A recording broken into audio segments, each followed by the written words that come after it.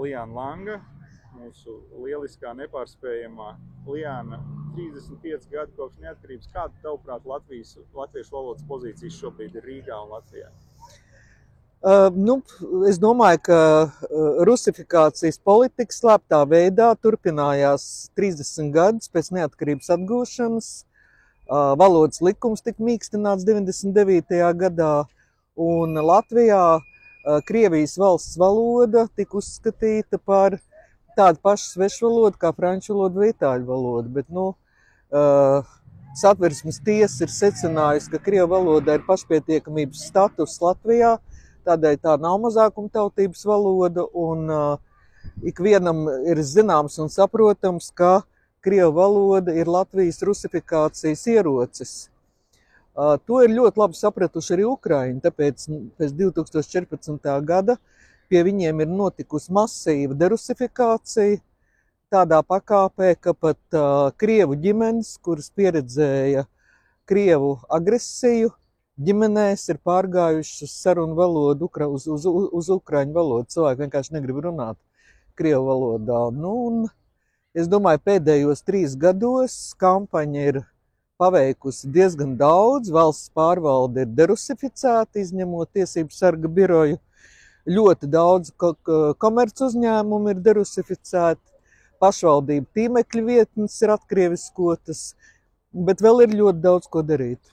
Kā ir iespējams, ka mums joprojām sabiedriskajos mēdījos, Latvijas televīzija, Latvijas radio atbildīgās personas uzskata, ka ir jārada saturs krievu valodā? Kā tas vispār ir iespējams? Kāds ir izskaidrojums? Es domāju, tā dara? Jā, man nav izskaidrojumu, es personīgi šos cilvēkus nepazīstu. Es to skaidroju ar Krievijas ietekmes inerci, kāda ir bijusi visus pēdējos 30 gadus. Es uzskatu, ka Krievijas ietekme ir bijusi ļoti liela, jo tam nav racionāli izskaidrojumi, kāpēc, lai Latvijā sabiedrība apmaksātu kanālus Krievijas valsts valodā. Tas ir vispār ārpus loģikas. Tā ir visīstākā rusifikācija, kas ir, protams, izbeidzama. Tas ir mūsu valsts vienkārši ieblīvēšana ar krievu valodu, lai šeit krievu valoda šeit nostiprinās, lai tā būtu kā neatņemama sastāvdaļa. Tas ir tas, ko Krievija grib. Jā, vēlas Kremlis, un Latvijā šeit šie te visi ultraliberālie cilvēki, kas pārstāv Latvijas televīzijas vai Latvijas radio vadību, viņi tieši tā darbojas. It kā zem integrācijas, it kā zem iekļaušanas, bet tie visi ir tieši tas pats, ko grib Kremlis. Un Kremlim ļoti patīk īstenot savus plānus par savu bijušo koloniju valsts budžeta līdzekļiem. Mēs atceramies, ka vēl pirms... Jo Latvija pati apmaksā savu rusifikāciju. Jā, ka Latvija pati apmaksā savu rusifikāciju, un pēc tam kaut kādās vēsturiskās peripetijās Krievija teiks, bet jūs jau paši vēlējāties krievu valodu, paši to apmaksājāt. Viņi 100% to teiks. Tāpēc vienīgais risinājums ir darīt to, ko paredz Nacionālās drošības koncepcija un ko sepli cilvēki un citi atbildīgie atļaujas ignorēt. Tas, manuprāt, vispār pilnīgi nav pieņemami. Un vienkārši izbeigt šo krievu kanālu darbību. Un tā būtiskā lieta šeit ir vēl arī tā, ka Krievija iet tur, iebrukt tajās valstīs, kur viņi var veikt savu rusifikāciju, kur ir pamats tam kaut kāds iedīglis tam krieviskumam. Šeit ir tas iedīglis. Pirmkārt, nav okupācijas sekas. Likvidēts tās, kas bija pēc 90. gada.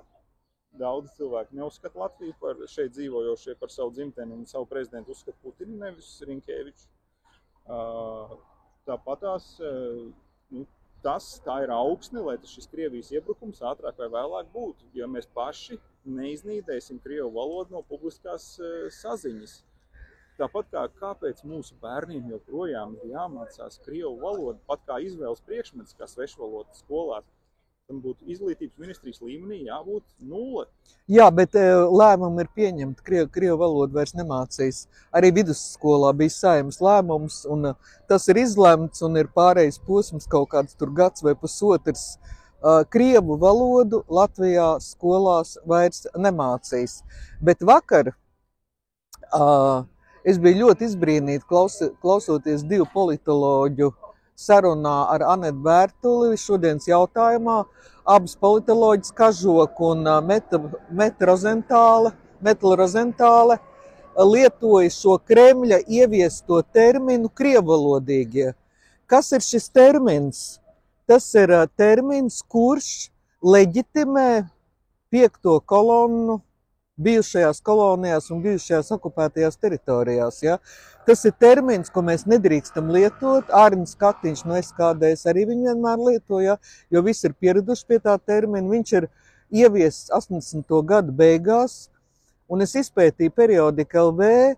Knuts Skujnieks uzreiz ļoti asi reaģēja, ja, un jautāja, ko tas vispār nozīmē. Ja? Jo tas ir termins, kurš neļauj mums saukt lietas īstajos vārdos, jo ir krievi un ir krievu rusifikācijas politikas noziedzīgās pārkrievotie.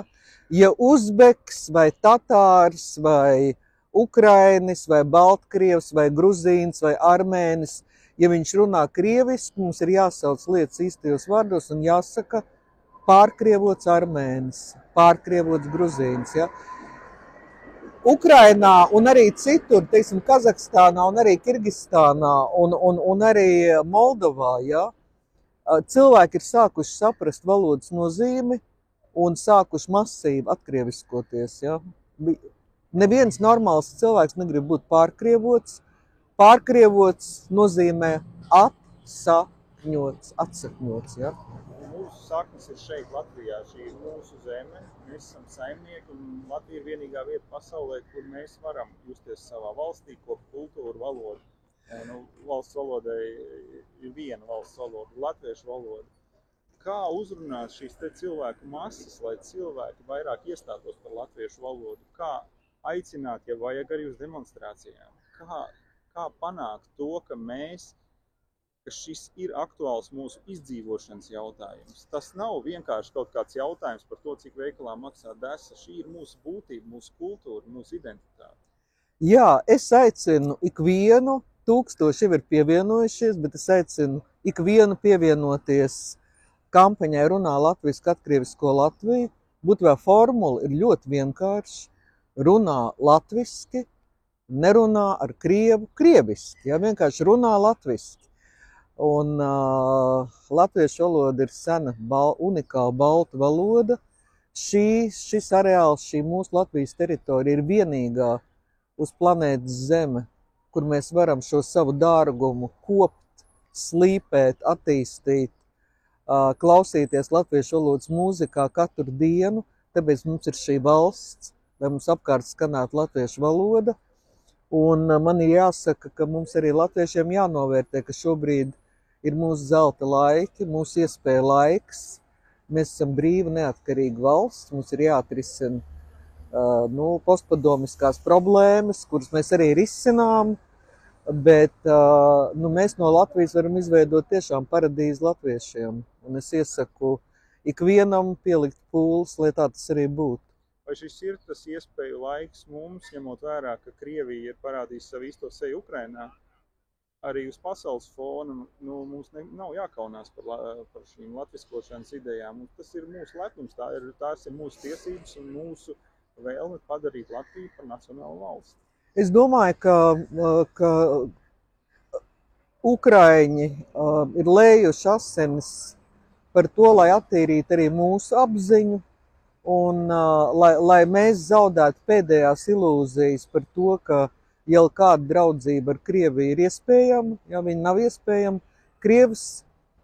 Krievijas impērija, viņi ir agresors pēc savas dabas, ja viņi to ir darījuši visu savas vēstures laikā, ja viņi ir uzbrukusi, laupījusi, iekarojusi, pārkrievojusi, ja, un vienkārši mums ir jāaizsargā sava zeme, savi simboli, sava valoda, sava identitāte visiem spēkiem.